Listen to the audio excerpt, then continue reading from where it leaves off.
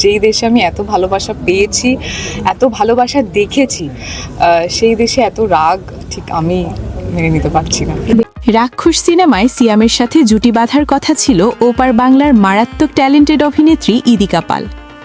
কিন্তু কোনো এক কারণে ইদিকা পালের সাথে রাক্ষস সিনেমার পরিচালক মেহেদী হাসানের দূরত্ব বেড়ে যাওয়ার কারণে সেই সিনেমা থেকে বাদ পড়ে ইদিকা। এই অভিনেত্রী একটি সাক্ষাৎকারে বলেন, আমি কখনো চাই না বাংলাদেশের কোনো সিনেমাতে অভিনয় মিস করতে, কেননা সেখানেই আমার কেরিয়ার শুরু হয়ে মেগাস্টার শাকিব খানের সাথে। আমি সবসময় চাই ওপার বাংলার সিনেমাতে অভিনয় করতে, কিন্তু রাক্ষস সিনেমায় আমি থাকার কথা থাকলেও সেটা কপালে হয়তোবা ছিল না। তাই সিয়াম আহমেদের সাথে আমার রাক্ষস সিনেমায় অভিনয় করার সুযোগ হয়তোবা ব্যাটে বলে মিলে নাই, তাই সুযোগ পেয়েও কাজ করা হয়নি, বলেন জানান এই অভিনেত্রী। তবে আমার সাথে বাংলার মেগাস্টার শাকিব খানের সাথে জুটি দর্শক বেশি পছন্দ করেন বলে জানান এই অভিনেত্রী।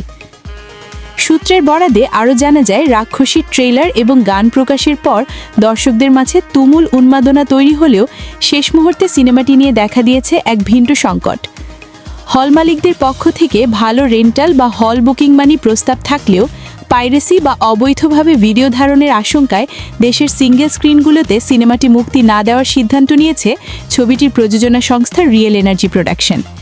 সিনেমা সংশ্লিষ্ট সূত্রে জানা গেছে, মেহেদী হাসান হৃদয় পরিচালিত এই অ্যাকশন থ্রিলার ঘরানার ছবিটির দেশের প্রান্তিক অঞ্চলের সিঙ্গেল স্ক্রিনগুলো থেকে বড় অঙ্কের রেন্টালের প্রস্তাব আসছিল। বিশেষ করে সিয়ামের নতুন রাক্ষস অবতার দেখতে গ্রামগঞ্জের দর্শকরা আগ্রহী হওয়ায় হল মালিকরা সিনেমাটি নিতে মুখিয়েছিলেন। কিন্তু সাম্প্রতিক সময়ে বড় বাজেটের সিনেমাগুলো সিঙ্গেল স্ক্রিনে মুক্তির পরপরই মোবাইল ফোনে ভিডিও করে ইন্টারনেটে ছেড়ে দেওয়ার ঘটনা আশঙ্কাজনক হারে বেড়েছে।